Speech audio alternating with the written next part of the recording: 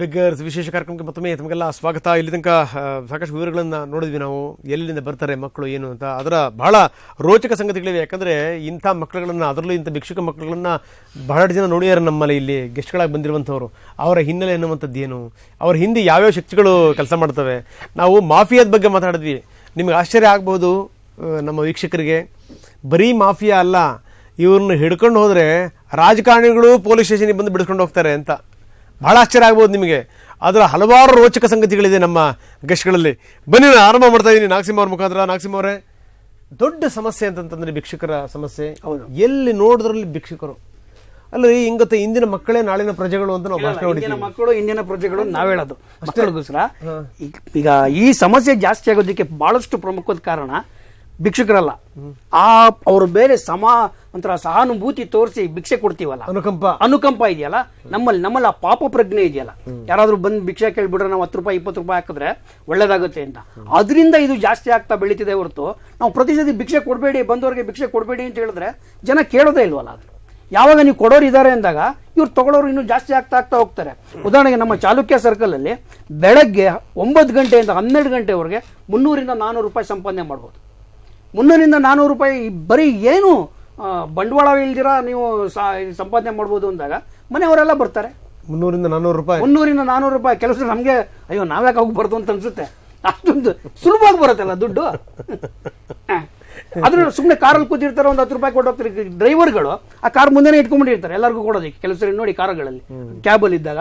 ಆಮೇಲೆ ಈಗ ನಮ್ಮ IT-BT ಸೆಕ್ಟರ್ ಇದೆ, ಅವ್ರಿಗೆ ದುಡ್ಡೇನು ಯೋಚನೆ ಇಲ್ಲ. ಯಾರೋ ಹುಡುಗ ಅಯ್ಯೋ ಪಾಪ ಅಂತ ಒಂದು 50 ರೂಪಾಯಿ ಕೊಡೋದು. ಬೆಂಗಳೂರು ಭಿಕ್ಷುಕರಿಗೆ ಸ್ವರ್ಗ. ಬೆಂಗಳೂರು ಭಿಕ್ಷುಕರಿಗೆ ಸ್ವರ್ಗ ಆಗಿರೋದ್ರಿಂದ ಬೆಂಗಳೂರಲ್ಲಿ ಹೆಚ್ಚಿನ ನಿಮಗೆ ಭಿಕ್ಷುಕರು ಕಾಣ್ತಾರೆ. ಆಮೇಲೆ ಸರಿಯಾದ ಕಾನೂನು ನೀವು ಹೇಳ್ತಿರೋದು ನೋಡಿದ್ರೆ, ಈಗ ಬೆಂಗಳೂರನ್ನ ನಾವು ಈ ಗಾರ್ಡನ್ ಸಿಟಿ, ಲೇಕ್ ಸಿಟಿ ಜೊತೆ ಮೊನ್ನೆ ರೇಪ್ ಸಿಟಿ ಆಯ್ತು. ಈಗ ಬೆಗ್ಗರ್ ಸಿಟಿ ಹೌದು ಅನ್ಬೋದು. ಎಲ್ಲ ಒಂಥರ ಗುಣವಾಚಕಗಳು, ಎಲ್ಲ ಬೇರೆ ಬೇರೆ ಅಡಿಷನಲ್ ನೇಮ್ಗಳು ಬೆಂಗಳೂರಿಗೆ ಕೊಡ್ತಾ ಹೋಗ್ಬೋದು. ಸ್ವರ್ಗ ಆಗಿರೋದು ಅದಕ್ಕೇನೆ. ಈಗ ನೋಡಿ, ನಾವು ಹೋದ ತಿಂಗಳು ಅವರು ನಿಮ್ಮ ರಿಪೋರ್ಟಲ್ಲೇ ತೋರಿಸಿದ್ವಿ, ಒಂದು 200 ಜನ ಮಕ್ಕಳನ್ನ ರೆಸ್ಕ್ಯೂ ಮಾಡಿದ್ವಿ. ಏನೋ ಬಾರಿ ನಾವು ಬೆಂಗಳೂರಲ್ಲಿ ಅದ್ಭುತವಾಗಿ ಮಾಡಿದ್ದೀವಿ ಅಂತ ನಿಜವಾಗ್ಲೂ ನಾವು ಸಂತೋಷ ಪಟ್ಟಿದ್ವಿ. ಅದೇ ಮಕ್ಕಳು ಮತ್ತೆ ಬೀದಿಲಿದ್ದಾರೆ. ಅವ್ರಿಗೆ ಫಾಲೋ ಅಪ್ ಮಾಡೋದಕ್ಕೆ ನಮ್ಮ ಸರ್ಕಾರದಲ್ಲಿ ಸರಿಯಾದ ಒಂದು ಗಟ್ಟಿ ಕ್ರಮಗಳು ತಗೊಳ್ಳೋದು ಇದಿಲ್ಲ. ಒಂದು ಕಾನೂನು ಇದ್ರು ಆ ಕಾನೂನನ್ನು ಸರಿಯಾಗಿ ಅನುಸರಿಸ್ತಿಲ್ಲ. ಇದೇ ವಿಚಾರದಲ್ಲಿ ನಾವು ಪೊಲೀಸ್ನವ್ರಿಗೆ ಟ್ರೈನಿಂಗ್ ಮಾಡಿದ್ವಿ. ಅದು ಟ್ರಾಫಿಕ್ ಪೊಲೀಸ್ನವ್ರಿಗೆ, ಸ್ವಾಮಿ ನಿಮ್ಮ ಟ್ರಾಫಿಕ್ ಅಲ್ಲಿ ಇರ್ತಿರಲ್ಲ, ನೀವು ನಿಂತಿರ್ತಿರಲ್ಲ, ಅಲ್ಲಿ ಮಕ್ಕಳು ಭಿಕ್ಷೆ ಬೇಡ್ತಿದ್ರೆ ಸ್ವಲ್ಪ ಗದರಿಸಿ, ಇಲ್ಲ ನಮ್ಮ ಚೈಲ್ಡ್ ಲೈನಿಗೆ ಫೋನ್ ಮಾಡಿ ಅಂತ. ಆ ಕಾರ್ಯಕ್ರಮ ತರಬೇತಿ ಮಾಡಿದ್ದೇ ವ್ಯರ್ಥ ಅನ್ನಿಸ್ತಾ ಇದೆ ನಮ್ಗೀಗ. ಒಂದೇ ಒಂದು ಫೋನ್ ಕಾಲು ಟ್ರಾಫಿಕ್ ಪೊಲೀಸ್ನವರಿಂದ ಬಂದಿಲ್ಲ. ಟ್ರಾಫಿಕ್ ಪೊಲೀಸ್ನವ್ರಿಗೆ ಈ ಸಮಾಜದ ಬಾಧ್ಯತೆ ಇಲ್ವ? ಬರೀ ಬಸ್ಸು ಕಾರುಗಳು ನೋಡ್ತಾ ಇರೋದು. ಅದ್ರ ಸಂದಿಲೆ ಮಗು ಓಡಾಡ್ತಿರೋದು ನನ್ನ ಫೋಟೋಗಳಿದ್ದೀನಿ ಹತ್ರ. 2 ಕಾರ್ ಮಧ್ಯ ಭಿಕ್ಷೆ ಬೇಡ್ಕೊಂಡು ಓಡ್ತೀಯಾನೆ. ಆ ಟ್ರಾಫಿಕ್ ಪೊಲೀಸರು ಅವ್ರಿಗೇನು ಹೇಳಿಲ್ಲ. ಸೊ ನಮ್ಗೆ ಆ ಟ್ರಾಫಿಕ್ ಪೊಲೀಸರ ಮೇಲೂ ಅನುಮಾನ ಬರ್ತಾ ಹೋಗುತ್ತೆ. ಗದರಿಸಿ ಆ ಹುಡುಗನ್ನ ಹೊರಗಡೆ ಕಳಿಸಿದ್ರೆ ಆ ಹುಡುಗ ಮತ್ತೆ ಅಲ್ಲಿ ಬರೋದಿಲ್ಲ. ಆ ಟ್ರಾಫಿಕ್ ಪೊಲೀಸ್ ಅಲ್ಲಿ ಇರ್ತಾರೆ, ಅವ್ರೇನು ಮಾತಾಡೋದೇ ಇಲ್ಲ. ನಮ್ಮ ನಾಗರಿಕರು ಕೂಡ ಬರೋ ಸ್ಕೂಲಿಗೆ ಕರ್ಕೊಂಡು ಹೋಗ್ತೀನಿ, ಅವಾಗ ಯಾಕೆ ಭಿಕ್ಷೆ ಬೇಡ್ತಿದ್ಯಾ, ಇದರ ಪ್ರಶ್ನೆ ಮಾಡೋ ಒಂದು ಇದನ್ನ ಕಲ್ತ್ಕೊಂಡಿಲ್ಲ. ಯಾವಾಗ ಒಂದು ಸ್ಪಂದನೆ ಇಲ್ಲ, ಯಾರ್ದೋ ಮಗ ಏನೋ ಭಿಕ್ಷೆ ಬಿಡ್ತೀಯಾನೆ ಅಂತ ಅಂದ್ಕೊಂಡಾಗ ನನ್ನ ಪ್ರಶ್ನೆ ಮಾಡೋರು ಯಾರು ಇಲ್ಲ ಅಂದಾಗ ಅದು ಮುಂದುವರ್ಕೊಂಡು ಹೋಗ್ತಾನೆ ಇದೆ. ಅದು ಲಕ್ಷಾಂತರ ರೂಪಾಯಿ ಬರುತ್ತೆ. ಲಕ್ಷಾಂತರ ರೂಪಾಯಿ ಮನೆಯವರು 5 ಜನ ಭಿಕ್ಷೆ ಬೇಡಿದ್ರೆ ಸಾಕು. ಇಲ್ಲಿ ಬಹಳ ರೋಚಕದ ಇನ್ನೊಂದು ವಿಚಾರ ಹೇಳ್ತೀನಿ ಕೇಳಿ. ಒಬ್ಬ ತಂದೆ ಮಕ್ಕಳಿಗೆ ಯೂನಿಫಾರ್ಮ್ ಹೊಲಿಸ್ಕೊಟ್ಟಿಯಾನೆ. ಯಾಕೆ? ಭಿಕ್ಷೆ ಬೇಡಕ್ಕೆ. ಯೂನಿಫಾರ್ಮ್ ಅಲ್ಲಿ ಹೋಗಿ ಭಿಕ್ಷೆ ಬೇಡಿದ್ರೆ ಸೆಂಟಿಮೆಂಟಲ್ ಜನ ತುಂಬಾ ದುಡ್ಡು ಕೊಡ್ತಾರೆ. ಓದ್ತಾರೆ ಪಾಪ ಅಂತ. ನಾವು ಓದ್ತಾ ಇಲ್ಲ ಸರ್, ನಮಗೆ ದುಡ್ಡು ಕೊಡಿ, ಫೀಸ್ಗಿಲ್ಲ ದುಡ್ಡು ಅಂತ. 3 ಜನ ಮಕ್ಕಳಿಗೆ, 3 ಜನ ಎಷ್ಟು ಚೆನ್ನಾಗಿದ್ದಾರೆ ಮಕ್ಕಳು ಅಂದ್ರೆ, ಆ ಯೂನಿಫಾರ್ಮ್ ಹಾಕೊಂಡು ನೋಡಿದ್ರೆ ಬಿಷಪ್ ಕಾಟನ್ ಅಥವಾ ಯಾವುದೋ ಒಂದು ಸೆಂಟ್ ಮೈಕಲ್ ಸ್ಕೂಲ್ ಮಕ್ಕಳು ತರ ಕಾಣ್ತಾರೆ. ನೋಡಿದವ್ರಿಗೆ ಕರ್ಕರ ಬಂದು ಹೋದೇನಪ್ಪ ಅಂದ್ರೆ 10 ರೂಪಾಯಿ 20 ರೂಪಾಯಿ ಕೊಡ್ತಾರೆ. ಅವ್ರು ಎಲ್ಲೆಲ್ಲಿ ಹೋಗೋದು? ದೊಡ್ಡ ದೊಡ್ಡ ಬಿಲ್ಡಿಂಗ್ಗಳಿಗೆ ಹೋಗಿ ಸ್ವಲ್ಪ ಇಂಗ್ಲೀಷ್ ಮಾತಾಡ್ತಾರೆ ಮಕ್ಕಳು. We don't have money for study sir. English ಮಾತಾಡೋಂಥ ಭಿಕ್ಷುಕರು ಇದ್ದಾರೆ. ಅದ್ರಲ್ಲಿ ಮಕ್ಕಳು. ಸೊ ಇದಕ್ಕೇನು ಮಾಡೋದು? ಸಮಾಜದಲ್ಲಿ ಯಾವಾಗ ಮಕ್ಕಳ ಬಗ್ಗೆ ನಮ್ಮ ಆಟಿಟ್ಯೂಡ್ ಇದೆಯಲ್ಲ, ಏನು ಬೇಕಾದ್ರೆ ಬಳಸ್ಕೊಳ್ಬೋದು ಅಂತ, ಅದು ಮಕ್ಕಳ ದುರುಪಯೋಗ. ಅದ್ರ ಬಗ್ಗೆ ಕಂಪ್ಲೇಂಟ್ JJ ಆಕ್ಟ್ ಇದೆ. ಏನು JJ ಆಕ್ಟ್? JJ ಆಕ್ಟ್ ಅಲ್ಲಿ 23, 24, 25 ಮಕ್ಕಳ ಸುರಕ್ಷತೆ ಬಗ್ಗೆನೇ ಹೇಳುತ್ತೆ. ಮಕ್ಕಳನ್ನ ಭಿಕ್ಷಕ್ಕೆ ಬಳಸ್ಕೊಂಡ್ರೆ ಅದು ಒಂಥರ ಅಪರಾಧ ಅದು. ಆಮೇಲೆ ಮಕ್ಕಳ ಹಕ್ಕುಗಳ ಒಡಂಬಡಿಕೆ ಅಂತಾರಾಷ್ಟ್ರೀಯ ಮಟ್ಟದಲ್ಲಿ ಇರ್ತಕ್ಕಂಥದ್ದು, ಅದರಲ್ಲಿ ಪರಿಚಯದ 19 ಮಕ್ಕಳ ದುರುಪಯೋಗ ಮಾಡ್ಕೊಂಡ್ರೆ ಅವ್ರಿಗೆ ಕಠಿಣವಾದ ಶಿಕ್ಷೆ ಕೊಡಬೇಕು ಅಂತ ಹೇಳುತ್ತೆ. ಹಂಗಾದ್ರೆ ಈ ಮಕ್ಕಳುಗಳನ್ನೆಲ್ಲ ಎತ್ತೆತ್ತಕೊಂಡು ಹೋಗ್ತಾ ಇರ್ತಾರಲ್ಲ ಇವರು ಭಿಕ್ಷೆ ಬೇಡ್ಕೊಂಡು, ಇವ್ರನ್ನೆಲ್ಲ ಒಳಗಡೆ ಹಾಕ್ಬೇಕಂಗ. ಬರೀ ಅದೊಂದು ಕಾನೂನು ಸಾಕಲ್ಲ. ಅಲ್ಲ, ಇಲ್ಲಿ ನಮ್ಗೆ ಹೆಲ್ಪ್ಲೆಸ್ನೆಸ್ ಎಲ್ಲಿ ಬರುತ್ತೆ ಅಂತ ಹೇಳಿದ್ರೆ, ಇನ್ನೊಂದು, ಈಗ ಅಪ್ಪ ಅಮ್ಮನೆ ಮಕ್ಕಳನ್ನ ಯೂಸ್ ಮಾಡ್ಕೊಳ್ತಿದ್ರೆ ನಾವು ಅವ್ರನ್ನ ರೆಸ್ಕ್ಯೂ ಕರ್ಕೊಂಡ್ಬಂದು ಚೈಲ್ಡ್ ವೆಲ್ಫೇರ್ ಕಮಿಟಿ ಮುಂದೆ ಹಾಜರು ಮಾಡಿದ್ರು ಮಕ್ಕಳಿಗೆ ಒಂದು ಹಕ್ಕಿದೆ, ಮಕ್ಕಳು ಅಪ್ಪ ಅಮ್ಮನ ಜೊತೆನೇ ಇರಬೇಕು.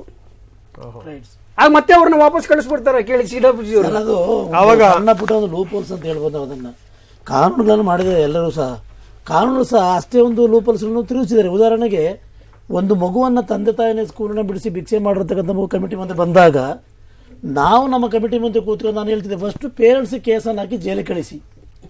ಅವರು ಹೊರಗಡೆ ಇದ್ದಂಥ ಕಾಲದಲ್ಲಿ ಈ ಮಕ್ಕಳಿಗೆ ತೊಂದರೆ ಕೊಡ್ತಾನೆ ಇರ್ತಾರೆ ಅಪ್ಪ ಅಮ್ಮಂದಿರು. ಇವರು ಒಂದು ಕಡೆ ಸ್ಥಿರವಾಗಿದ್ದರೆ ಈ ಮಕ್ಕಳಿಗೆ ಕನ್ವಿನ್ಸ್ ಮಾಡಿ ನಾವು ಕೌನ್ಸಿಲಿಂಗ್ ಮಾಡಿ ಸುಧಾರಣಾ ಸಂಸ್ಥೆಗಳಾಗಿರ್ಬೋದು, ಸ್ವಯಂ ಸೇವಾ ಸಂಸ್ಥೆಗಳಾಗಿರ್ಬೋದು, SSA ಪ್ರಾಜೆಕ್ಟ್ಗಳಾಗಿರ್ಬೋದು, ಸರ್ವ ಶಿಕ್ಷಣ ಅಭಿಯಾನ ಅಲ್ಲಿಗೆ ಬಿಡ್ಬೋದು ಅಂತ ತೀರ್ಮಾನ ಮಾಡ್ತೀವಿ. ಇಲ್ಲಿ ಏನಾಗುತ್ತೆ, ಪೇರೆಂಟ್ಸನ್ನು ಜೊತೆಯಲ್ಲಿ ಮಕ್ಕಳು ಹೋಗ್ಬೇಕಂತಕ್ಕಂಥ ಜೀವನ ಜಸ್ಟಿಸ್ ಆಕ್ಟ್ ಅಡಿಯಲ್ಲಿ ಏನಿದೆ ಆ ಒಂದು ಸ್ಪಿರಿಟ್ ಕೆಲವು ಟೈಮ್ಗಳಲ್ಲಿ ಯೂಸ್ ಆಗುತ್ತೆ, ಮಿಸ್ಯೂಸ್ ಆಗ್ತಾ ಇದೆ. ಒಂದು ಸಾರಿ ಕೇಸ್ ಬಂದಾಗ ನಮಗೆ ಪೇರೆಂಟ್ಸ್ ಬಂದು ನಮ್ಮ ಮುಂದೆ ನಾವು ಏನು ಹೇಳೋದು, ಅವರಿಗೆ ಕನ್ವಿನ್ಸ್ ಮಾಡೋದು ಯಾವ ರೀತಿಯಲ್ಲಿ RT ಇದೆ, ರೈಟ್ ಎಜುಕೇಷನ್ ಆಕ್ಟ್ ಇದೆ, ನೀವು ಈ ರೀತಿ ಭಿಕ್ಷೆ ಮಾಡೋದು ತಪ್ಪಾಗುತ್ತೆ. ಯಾಕಂದರೆ 1975 ಬೆಗ್ಗರಿ ಆ್ಯಕ್ಟ್ ಕ್ಲಿಯರ್ ಕಟ್ ಆಗಿದೆ ಸರ್. ಅದು 1975 ಬೆಗ್ಗರಿ ಆ್ಯಕ್ಟ್ ಏನು ಹೇಳ್ತಾರೆ, ಸೆಕ್ಷನ್ 3 ನಮ್ಮ ದೇಶದಲ್ಲಿ ಯಾವುದೇ ರೀತಿ ಆಗಿರ್ತಕ್ಕಂಥ ವ್ಯಕ್ತಿ ಆಗಿರ್ಬೋದು, ಮಗು ಆಗಿದ್ದು ಈ ಬೆಗ್ಗಿಂಗ್ ಮಾಡೋದನ್ನು ಬ್ಯಾನ್ ಮಾಡಿದ್ದೇವೆ ನಾವು. ಸೇಮ್ ಈಗ ಜೀತಪಜಿತ್ ಹೆಂಗೆ ಬ್ಯಾನ್ ಆಗಿದೆ ಹಂಗೆ ಕಂಪ್ಲೀಟ್ ಬ್ಯಾನ್ ಆಗಿದೆ. ಆದರೆ ಸೆಕ್ಷನ್ 12 1975 ಆ್ಯಕ್ಟ್ ಏನು ಹೇಳುತ್ತೆ ಅಂತಂದರೆ, ಯಾರು ಭಿಕ್ಷೆ ಮಾಡೋಕ್ಕೆ ಪ್ರಚೋದನೆ ಕೊಡ್ತಾ ಇದ್ರೆ, ಯಾರು ಅದಕ್ಕೆ ಪ್ರೇರಣೆ ಕೊಡ್ತಾ ಇದ್ರೆ, ಅದು ಭಿಕ್ಷೆನ ಬಿಟ್ಟು ಬಾಣಿಸ್ತಾ ಇದ್ರೆ ಅದು ಕ್ರಿಮಿನಲ್ ಅಪರಾಧ ಅಂತ ಇದೆ. ಸೊ ಈ 1975 ಆಕ್ಟ್ ಅಮೆಂಡ್ಮೆಂಟ್ ಆಗಬೇಕಾಗಿದೆ. ಒಂದಾದ್ರೂ ಒಂದು ಪ್ರಕರಣ ದಾಖಲಾಗಿರೋದು ಇದೆಯಾ? ಎಸ್ ಸರ್, ಇದೆ. ನಾವೇ ಕಮಿಟಿಗಳಿಂದ ಸಾಕಷ್ಟು ಪೊಲೀಸ್ ಸ್ಟೇಷನ್ಗಳು ಸಹ ಈ ಒಂದು ನಮ್ಮ SJP ಅಂತ ಏನು ಪ್ರಾಜೆಕ್ಟ್ ಇದೆ ಅದರಲ್ಲಿ ಕೆಲವು welfare officer, child welfare officer ಅಂತ ಇದ್ದಾರೆ.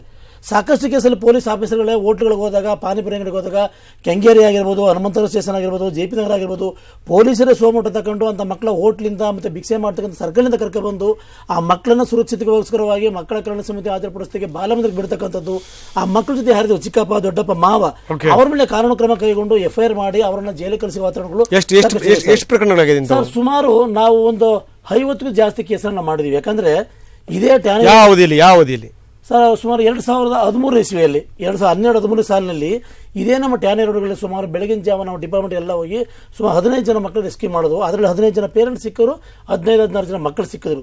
ಹಾಲನ್ನು ಕುಡಿಯುವಂಥ ಮಕ್ಕಳನ್ನ ಜೊತೆ ಸೇರಿಸಿ ನಾವು ಅವ್ರ ತಾಯಿಯ ಜೊತೆ ಬಿಟ್ಟು ಹೊರತು ಎಲ್ಲ ಮಕ್ಕಳು ಬಾಲಮಂದಿರಕ್ಕೆ ಬಿಟ್ಟು ಕೇಸಾಗಿ ಎಲ್ಲ ಪೇರೆಂಟ್ಸ್ ಜೈಲ್ಗೆ ಹೋದ. ಅದರಲ್ಲಿ ಅಲ್ಲಿದ್ದಂಥ ಮೆಜಾರಿಟಿ ಮಕ್ಕಳು ಜಾರ್ಖಂಡ್, ಬಿಹಾರ, ಒರಿಸ್ಸಾ, ಈ ಬಿಲಾಸ್ಪುರ, ಛತ್ತೀಸ್ಗಢ ಮಕ್ಕಳು. ಅವ್ರು ಯಾರೋ ಸಹ ಕರ್ನಾಟಕಕ್ಕೆ ಸಂಬಂಧಪಟ್ಟವರಲ್ಲ, ಕರ್ನಾಟಕಕ್ಕೆ ಸಂಬಂಧಪಟ್ಟವರಲ್ಲ. ನಾವು ಕೊನೆಗೆ ಅಲ್ಲಿನ CWCಗೆ ಪತ್ರ ಬರೋದು ಬಿಹಾರಕ್ಕೆ, ಅಥವಾ ಜಾರ್ಖಂಡ್ಗೆ ಪತ್ರ ಬರೋದು ಕಮಿಟಿಗೆ, ಅಥವಾ ಅಲ್ಲಿನ DC ಪತ್ರ ಬರೋದು. ನಾವು ಈ ರೀತಿ ಆಗ್ತಾ ಇದೆ ಅಂತ ಹೇಳಿ ಅಲ್ಲಿಂದ ಮಾಹಿತಿಗಳು ತಗೊಂಡು ನಾವು ಎಲ್ಲ ಮಕ್ಕಳನ್ನು ಸುರಕ್ಷಿತವಾಗಿ ನಮ್ಮ ಸರ್ಕಾರ ಸಿಬ್ಬಂದಿಗಳ ಮುಖಾಂತರವಾಗಿ ಬೆಂಗಾವಲು ಮಾಡಿ ಅಲ್ಲಿಗೆ ನಾವು ಟ್ರಾನ್ಸ್ಫರ್ ಮಾಡೋದು. ಅವ್ರು ಹೇಳೋದು, ಯಾವುದೇ ಕಾರಣಕ್ಕೆ ಮಕ್ಕಳನ್ನ ನೀವು ಯಾವುದೇ ಪೇರೆಂಟ್ಸ್ವನ್ನು ಬಿಡಕ್ಕೆ ಹೋಗಬೇಡಿ, ನೀವು ಆ ಮಕ್ಕಳು ನೀವು ಶಿಕ್ಷಣವನ್ನು ಕೊಡಿಸಿ ನಿಮ್ಮ ರಾಜ್ಯದಲ್ಲಿ. ಪೇರೆಂಟ್ಸ್ಗೆ ನಾವು ಕೇಸನ್ನು ಹಾಕಿದ್ದೀವಿ. ಅವ್ರು ಸದ್ಯಕ್ಕೆ ನಮ್ಮ ಕೇಂದ್ರ ಕಾರಾಗೃಹಕ್ಕೆ ಹೋಗಿದ್ದಾರೆ. ಅವ್ರ ಬೇರೆ ಮೇಲೆ ಬಂದಂಥ ಕಾಲಕ್ಕೂ ಸಹ ನಾವು ಅವ್ರು ಬಂದಾಗ ದಯವಿಟ್ಟು ಅವರನ್ನು ನೀವು ಕನ್ವಿನ್ಸ್ ಮಾಡಿ ಕೌನ್ಸಿಲಿಂಗ್ ಮಾಡಿ ಮಕ್ಕಳು ಒಂದು ಒಳ್ಳೆ ರೀತಿ ದಾರಕ್ಕೆ ಪ್ರಯತ್ನ ಮಾಡಬೇಕು ಅಂತ ಕೊಟ್ಟಾಗ ಸಾಕಷ್ಟು DC ಪ್ರತಿಕ್ರಿಯೆ ನೀಡಿದ್ರು ಬೇರೆ ಬೇರೆ ರಾಜ್ಯದವರೆಲ್ಲ. ಓಕೆ, ನಾವು ಕಳಿಸ್ಕೊಡ್ತೀವಿ ನಮ್ಮ ಸಿಬ್ಬಂದಿ ಅಂತ ಹೇಳಿ. ಹೌದು ಸರ್, ಅಲ್ಲಿಂದ ಕೆಲವು ಸ್ಟಾಫನ್ನು ಕಳಿಸ್ಕೊಟ್ಟು DC ಅವರು ನಾವು ಅವ್ರ ಜೊತೆಯಲ್ಲಿ ಮತ್ತೆ ನಮ್ಮ ಸ್ಟಾಫನ ಜೊತೆ ಮಾಡಿ ಮಕ್ಕಳು ಎಸ್ಕಾರ್ಟ್ ಮಾಡಿ ಟ್ರೈನಲ್ಲಿ ಆ ಮಕ್ಕಳು ಅಲ್ಲಿ ಬಿಟ್ಟು ಬಂದಿದ್ದೀವಿ. ಕೆಲವೊಂದು ಕೇಸಲ್ಲಿ ಕರ್ನಾಟಕ ಸಂಬಂಧಪಟ್ಟಂಥ ಮಕ್ಕಳು ಸುಮಾರು 2012 ಡಿಸೆಂಬರ್ ತಿಂಗಳಲ್ಲಿ ಬೆಂಗಳೂರಿನಲ್ಲಿ ಒಂದು ದೊಡ್ಡ ರೆಸ್ಕ್ಯೂ ಮಾಡೋದು. ನಾವು ಎಲ್ಲ ಇಲಾಖೆಗಳು, ಸ್ವಯಂ ಸೇವಾ ಸಂಸ್ಥೆ, ಪೊಲೀಸ್ ಇಲಾಖೆ, ಮಹಿಳಾ ಮತ್ತು ಮಕ್ಕಳ ಇಲಾಖೆ ಎಲ್ಲರೂ ಸೇರಿ ರೆಸ್ಕ್ಯೂ ಮಾಡಿದಾಗ ಸುಮಾರು 120 ಜನ ಮಕ್ಕಳು ಬಂದರು. ಅದರಲ್ಲಿ ದೊಡ್ಡವರು ತಾಯಿಯೊಂದಿಗೆ ಇದ್ದಂಥ ಮಕ್ಕಳು ಸಪರೇಟ್ ಆಗಿದ್ದರು. ಈ ಹಸುಗಳನ್ನು ಹಿಡ್ಕೊಂಡು ಹೋಗಿ ಭಿಕ್ಷೆ ಮಾಡ್ತಕ್ಕಂಥದ್ದಲ್ಲಿ ಸುಮಾರು 10-15 ಹಸುಗಳನ್ನು ಸಹ ನಾವು ರೆಸ್ಕ್ಯೂ ಮಾಡೋ ಆ ಟೈಮಲ್ಲಿ. ಹಸುಗಳು ತಗೊಂಡು ಕೋಲೆ ಬಸ್ ಮಾಡಿಸೋದು, ಭಿಕ್ಷೆ ಬೇಡಿಸೋದು, ತಲೆ ಮೇಲೆ ದೇವರು ಹೊತ್ಕೊಂಡು ಹೋಗೋದು, ಭಿಕ್ಷೆ ಬೇಡಿದ ಮಕ್ಕಳನ್ನ ರೆಸ್ಕ್ಯೂ ಮಾಡೋದ ಕಾಲದಲ್ಲಿ ಬೇರೆ ರಾಜ್ಯದ ಮಕ್ಕಳನ್ನ ನಾವು ಬೇರೆ ಬೇರೆ ರಾಜ್ಯಕ್ಕೆ ಪ್ರತಿಕ್ರಿಯೆ ನೀಡಿ ಕಳಿಸಿದ್ರು. ಈ ರಾಜ್ಯದ ಮಕ್ಕಳಿಗೆ ನಾವು ಈವನ್ ನಮ್ಮ ಬಾಸ್ಕೋದಲ್ಲಿ ಇರ್ತಕ್ಕಂಥ ಸರ್ವ ಶಿಕ್ಷಣ ಅಭಿಯಾನಕ್ಕೆ ಬೇರೆ ಬೇರೆ ಕಡೆ ಮಕ್ಕಳು ಕಳಿಸಿ ಶಿಕ್ಷಣಕ್ಕೆ ಅವರ ಅವಕಾಶ ಮಾಡಿಕೊಳ್ಳಕ್ಕೆ ಒಂದು ವ್ಯವಸ್ಥೆ ಇದೆ. ಇವತ್ತು ಎಲ್ಲ ಕಡೆ ನಾಲೆಡ್ಜ್ ಇದೆ, ಬಟ್ ಕಾನೂನು ಸರಿಯಾದ ರೀತಿಯಲ್ಲಿ ಚಲಾವಣೆ ಮಾಡಬೇಕಾಗಿದೆ ಇವತ್ತು ಮಕ್ಕಳ ಪರವಾಗಿ. ನಿಜ ಬಸವರಾಜ್, ನಾನು ಇನ್ನಷ್ಟು ನಿಮ್ಮ ಜೊತೆ ಚರ್ಚೆ ಮಾಡ್ತೀನಿ. ಸೊ ಇವತ್ತು ನಮ್ಮ 2 ಗಂಟೆಯ ಅವಧಿನಲ್ಲಿ ಈ ಭಿಕ್ಷುಕ ಮಕ್ಕಳುಗಳು ಏನೇನಿವೆ, ಸೊ ಅವುಗಳು ಕಂಡಂಥ ಸಂದರ್ಭದಲ್ಲಿ ನಾಗರಿಕರ ಜವಾಬ್ದಾರಿ ಅನ್ನುವಂಥದ್ದು ಏನು, ಯಾವ್ಯಾವ ಸಂಸ್ಥೆಗಳಿವೆ, ಆ ಸಂಸ್ಥೆಗಳ ದೂರವಾಣಿ ಸಂಖ್ಯೆ ಅನ್ನುವಂಥದ್ದು ಏನು, ಯಾವ ಸಂದರ್ಭದಲ್ಲಿ ಯಾರ್ಯಾರಿಗೆ ಅವರಿಗೆ ಕಾಂಟ್ಯಾಕ್ಟ್ ಮಾಡಬೇಕು ಏನು ಅನ್ನುವಂಥದ್ದು, ಪೊಲೀಸರ ಕರ್ತವ್ಯ ಏನಿದೆ, ಎಲ್ಲ ವಿವರಗಳನ್ನು ನಾವು ಜನರಿಗೆ ಕೊಡಬೇಕು. ಅಷ್ಟೇ ಅಲ್ಲ, ನಾನು ಈ ಮುಖಾಂತರ ನಿಮ್ಗೆ ವಾಗ್ದಾನ ಮಾಡ್ತಾ ಇದ್ದೀನಿ, ನಿಮ್ಮ 4 ನಮ್ಮ ಪ್ರೇಕ್ಷಕರಿಗೆ ಇದನ್ನು ನಾವು ಇಲ್ಲಿಗೆ ನಿಲ್ಲಿಸಲ್ಲ ಅಂತ. ಮುಂದುವರ್ಸಿ RTE ಮುಂದುವರಿಸ್ದಂಗೆ ಇದನ್ನು ಮಾಡಿ. ಖಂಡಿತವಾಗ್ಲು ಒಳ್ಳೆ ಮಾತನ್ನು ಹೇಳಿದ್ರಿ ನಾಗಸಿಂಹ ಅವರೇ. RTE ಅದನ್ನ ಹೆಂಗ್ ಮುಂದುವರಿಸೋದಲ್ಲ ಅದೇ ರೀತಿ ಈ ಭಿಕ್ಷುಕರ ಸಮಸ್ಯೆ ಇದೆಯಲ್ಲ, ಬೆಂಗಳೂರನ್ನ ಈ ಭಿಕ್ಷುಕ ಮುಕ್ತ ನಗರವನ್ನಾಗಿ ಮಾಡಬೇಕು, ಅದು ನಮ್ಮ ಸಂಕಲ್ಪ. ಖಂಡಿತವಾಗ್ಲೂ. ಮೇಡಮ್ ತಾವೇನಂತೀರಿ ಗುಣಶೀಲ ಮೇಡಮ್? ಇಲ್ಲ, ಇದು ನಾವು ಈಗ ಚೈಲ್ಡ್ ಲೈನ್ ಇದು ನಿರಂತರ ಕೆಲಸ ಮಾಡ್ತಾ ಇದೆ, ನಿಲ್ಲಿಸಿಲ್ಲ. ಏನು 2 ಮಾಫಿಯಾ ಮಾಡಿದ್ವಿ ನಾವು, ರೆಸ್ಕ್ಯೂ ಆಪರೇಷನ್ ಅಂತ 2 ಸಾರಿ ಮಾಡಿದ್ವಿ ನಾವು. 2012, 2011ರಲ್ಲಿ 2 ಸಾರಿನೂ ಮಾಡಿದಾಗ ಸುಮಾರು ಮಕ್ಕಳನ್ನ ರಕ್ಷಣೆ ಮಾಡಿ ತಂದಾಗ ಏನೀಗ ನಮ್ಮ ಸ್ನೇಹಿತರಿಗೆ ಹೇಳಿದ್ರು, ಪೇರೆಂಟ್ಸಿಗೆ ನಾವು ಕೊಡಬೇಕು, ಇಟ್ಕೊಳ್ಬಾರ್ದು, ಆ ರೀತಿ ನಡೀತು. ಆ ಸಮಯಗಳಲ್ಲಿ MLAಗಳು ಮಿನಿಸ್ಟರ್ಗಳಿಂದ ಫೋನ್ ಮಾಡಿ ನೀವ್ ಯಾಕೆ ಇಟ್ಕೊಂಡಿದ್ದೀರಾ, ಕಳಿಸಿ ಮಕ್ಕಳನ್ನ ಅವ್ರ ತಂದೆ ತಾಯಿ ಹತ್ರ. ಮತ್ತೆ ಏನ್ MLAಗಳು ಎಷ್ಟು ಅವ್ರ ಮಟ್ಟಿಗೆ ಎಲ್ಲಾ ವ್ಯವಸ್ಥೆ ಮಾಡ್ಕೊಟ್ಟಿದಾರೆ ಅಂದ್ರೆ ಅವ್ರ ಹತ್ರ ರೇಷನ್ ಕಾರ್ಡು, ವೋಟರ್ ID ಎಲ್ಲ ಸಮೇತ ಇದೆ. ನಮ್ಮ ಹತ್ರನೇ ಇಲ್ಲ. ಅದೆಲ್ಲ ಹೇಳ್ಬೇಕಾದ್ರೆ ರಾಜಕಾರಣಿಗಳು ಮೇಡಮ್, ರಾಜಕಾರಣಿಗಳು ಇವ್ರು ಪರವಾಗಿ ಬರ್ತಾರೆ ಅಂತಂದ್ರೆ ಸಾಕ್ಷಿ ಆಧಾರಗಳು ಇಟ್ಕೊಂಡು ಅವ್ರ ಮಕ್ಕಳೇ ಅನ್ನೋದನ್ನು ಯಾಕಂದ್ರೆ ರಾಜಕಾರಣಿಗಳಿಗೆ ಓಟಿನ ಭಿಕ್ಷೆ ಹಾಕರು ಇವರೇ ಅಲ್ಲ, ಇವರೇ ಹಾಕೋದು. ಹಾಕ್ಬೇಕಲ್ಲ. ಹೌದು, ಅವ್ರಂತರ ಭಿಕ್ಷುಕರು, ಇವರಂತರ ಭಿಕ್ಷುಕರು. ಹಾಗಾಗಿ ಎಲ್ಲಾನ ಇಟ್ಕೊಂಡ್ ಬಂದು ಅವರು ಏನು ಮಕ್ಕಳ ಕಲ್ಯಾಣ ಸಮಿತಿ ಮುಂದೆ ಅವ್ರ ಮೇಲೆ ಪ್ರೆಷರ್ ಹಾಕೋದು, ನೀವ್ಯಾರು ಇಟ್ಕೊಳಕ್ಕೆ, ಅವ್ರ ತಂದೆ ತಾಯಿ ಬಂದಿದ್ದಾರೆ, ಅವ್ರ ವಶಕ್ಕೆ ಕೊಡಿ ಅಂತ. ಮಗು ಅಲ್ಲಿ ಎಷ್ಟು ಡೇಂಜರ್ ಪ್ಲೇಸ್ ಅಲ್ಲಿ ಭಿಕ್ಷಾಟನೆಗಳು ಮಾಡೋ ಸಮಯದಲ್ಲಿ ಬಿಟ್ಟಿದ್ದಾರೆ. ಆದ್ರೆ ಇಲ್ಲಿ ಸುರಕ್ಷಿತವಾಗಿ ಇದ್ದು ಅವ್ರಿಗೆ ಏನೋ ಒಂದು ವ್ಯವಸ್ಥೆ ರಿಹಾಬಿಲಿಟೇಷನ್ ಪ್ರೋಸೆಸ್ ಮಾಡೋದಿಗೆ ಯಾರು ಸಹಾಯ ಮಾಡಿಲ್ಲ. ಮಗು ವಾಪಸ್ ಹೋಗ್ಬೇಕನ್ನೋದೇ ಒಂದು ಎಲ್ಲರಲ್ಲೂ ಮನೋಭಾವನೆ.